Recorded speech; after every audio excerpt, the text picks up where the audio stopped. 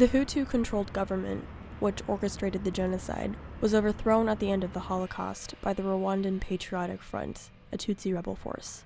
Since that time, Rwanda's leaders have established an unconventional policy in order to break the cycle of violence. The government said you have to forgive and to ask the forgiveness just for the goods of population, but it's not easy. Today, many victims and perpetrators still live side by side in Rwanda. I found myself walking down the street being like, oh, that person has a scar. Is that because they're a survivor? Is that woman one of the 500,000 that were raped? Could that person be a perpetrator? You know, were they somebody involved in the genocide? But I don't really know, because you can't really be angry at a person if you don't know if it was them. So I don't want to go out there and just be angry at everyone. Mm-hmm. Many perpetrators have come forward in the past 15 years asking survivors for forgiveness. We met one such person who asked not to have his name given when we visited an association for peace and reconciliation in a village called Nyamata. A couple weeks later, my friend Will and I went back to learn more about his story. And as it turned out, the only person who volunteered to come translate for us was Emmanuel. I wasn't shocked that he was going to go to translate for the guy. I could tell he wanted to confront everything, but it was obvious that he had to deal with a lot to go through it.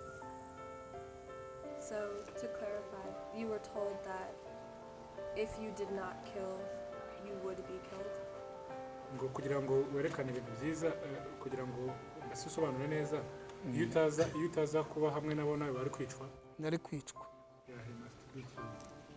I think I spent over half of that whole interview just watching him.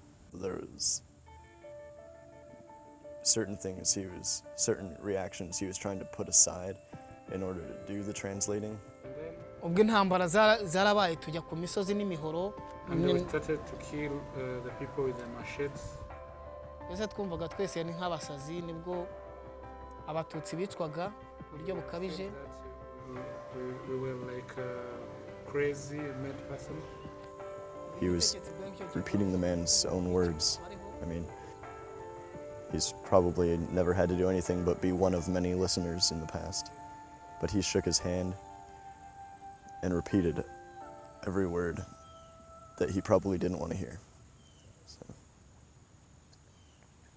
The man told us that although he was part of and assisted a group of killers, he had not personally killed anyone during the genocide. Nonetheless, he feared he would go to hell unless he returned to his village and confessed what he did. Ubwo bohereje bakomeza kuduhumuriza mu mutima ati nimusaba imbabazi muzazihabwa twapfa kubw'umubiri ariko imbere y'Imana tuzahabwa imbabazi. After spending 8 years in prison, he was released and eventually formed a peace and reconciliation group with other victims and perpetrators. That's how we met Vestine, another member of the association and genocide survivor. As a way to redevelop trust, the group members work together in these fields to grow, harvest, and sell crops in the market. Vestine told us that over time, many victims, including herself, have learned to forgive perpetrators. And I can say that the one who killed her dad, she asked the forgiveness, they forgive him. And I can say that the one who participated, who killed her dad, is the one who maybe they stay close. Wow. Yeah. Wow. Okay, we accept because it's you have to forgive and to ask the forgiveness. So we have to do that. But according my heart, it's not easy to forgive someone who can't. Yeah, because me on my side, nobody came to ask me the forgiveness.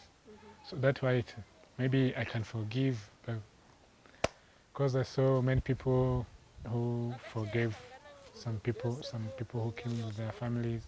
I'm wondering that, I'm thinking that the day if maybe I'll see someone who come and ask me for forgiveness, I'll ask the reason that he killed my parents.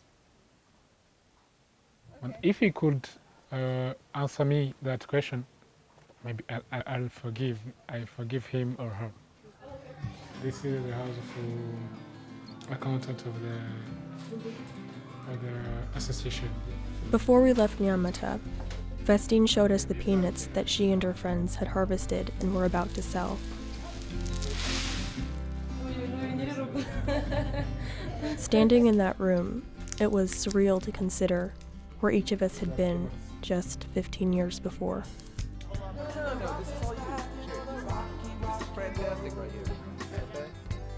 I think it's going to be hard to say goodbye. It's been great getting to know people from a different country, and we might speak differently and think about different things, but deep down we're all humans and we can all connect. Definitely was full of extreme highs and extreme lows, not much in between. On my future, I wish to come to US. That's my wish. But I think you, like American group, I would like to ask you to be ambassador. I think it'd be the most important decision you make in your life to come here. It will change things for you.